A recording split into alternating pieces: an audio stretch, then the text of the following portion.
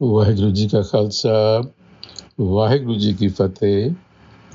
Welcome to this segment of Coach Gurbani's a-sabad-a-day.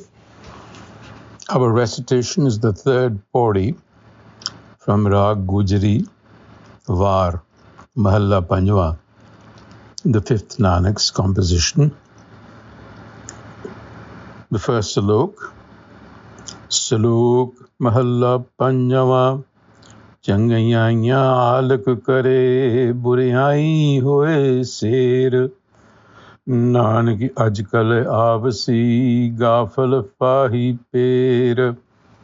So this salok, a two-liner, reflects on our tendency to act impulsively, saying, Changiainh Alak Kare, we are lazy when it comes to doing good, Changiainh Alak Kare, but we are swift like a tiger in rushing to wrongdoing. Buriyaiyan hoye ser, lion. So we tend to be inclined to avoid the harder path of cultivating virtue, but we tend to be more impulsive. And that is precisely the challenge, is to switch that. And then in the next salok, Guru Arjan assures us that despite the fact that we are impulsive, and despite the fact that Ketiyan Kutang Gujja Thiye Na Hit, Ketiyan Kudang, Kutang, Tang is a manner of acting. Ku is a crooked manner. So we may hide our crooked ways in the many crooked things that we have done, but they are not concealed from the love and compassion of the Creator. Thiye na het, Nanak taisa takya, man meh sacha mit, the nature of the self. The Master shields our shortcomings, and it is our true friend. Man meh sacha mit. In the pauri, Guru Arjan is showing us the way to devotion. How do we cultivate this devotion and love towards the self? Because that is what cultivating virtue is all about. He says, I beg from you, because you are the merciful. How mango tujhe te aaye.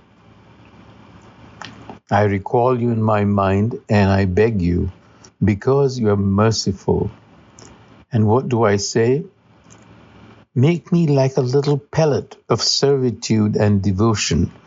Or put it another way, give me a pellet of servitude and devotion to those who are in your attendance. How mango tujhe dayal, kari dasa goliya. Dasa is a servant. A goliya is also a servant, but it also means a smaller servant. It's really small. It also means a small bullet, a little pellet.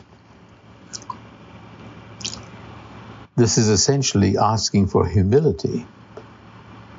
Humility. And why do I want to be a servant of those who are in your attendance? Now here the reference is to enlightened beings, because they have received the divine treasure, Naunadapai, and they have attained to your throne, meaning they have acquired, they have risen to cosmic consciousness, and they live in glorification. Naunadapai Raj Jiva Bolya. So Naunad, of course, in the numeral system refers to 9. It's also the 9 treasures that a universal king, the emperor, he's called the Chakravarti because he turns the wheel. He's endowed with the 9 treasures. And that, in Gurmat, that is wisdom, Nam. Not only do these devotees, whom I wish to be in servitude to, have Navnid, because they have Amrit, the treasure of Nam. That's what I'm looking for. And in their company, your praise is heard. And listening to that praise, my mind finds ecstasy. Tinke sang nihal sravani jas suna. I would like to serve them, because by serving them, mind and body, my body-mind will become purified. Kamama tinki kar sarir pavit hoa. Sarir, as we have said before, is the body, but the assumption is that there is also a psychic body behind the physical body. Purification means the elimination of ego, because when you serve someone, that is in itself a gesture of humility. So purification comes about, and here are some of the actions that I would perform for them. I would fan them, pakha. I would carry water for them, pani. Pakha, pani, piece, a big piece is I would actually prepare ground wheat for them. Pair toi, and I would wash their feet. In other words, I would be in constant attention to them.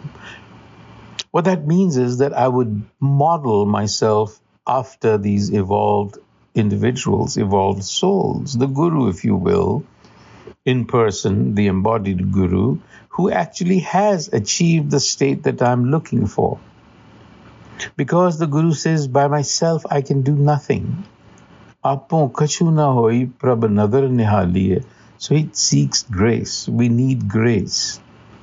Because I'm worthless and without virtue, but please grant me a place in your sanctuary. Mohe nirgun dije thao sant dharamsalai. Sant could mean the embodied Guru. It could mean the highest state of consciousness. The meaning is the same. There you're looking to get to that point, to cosmic consciousness.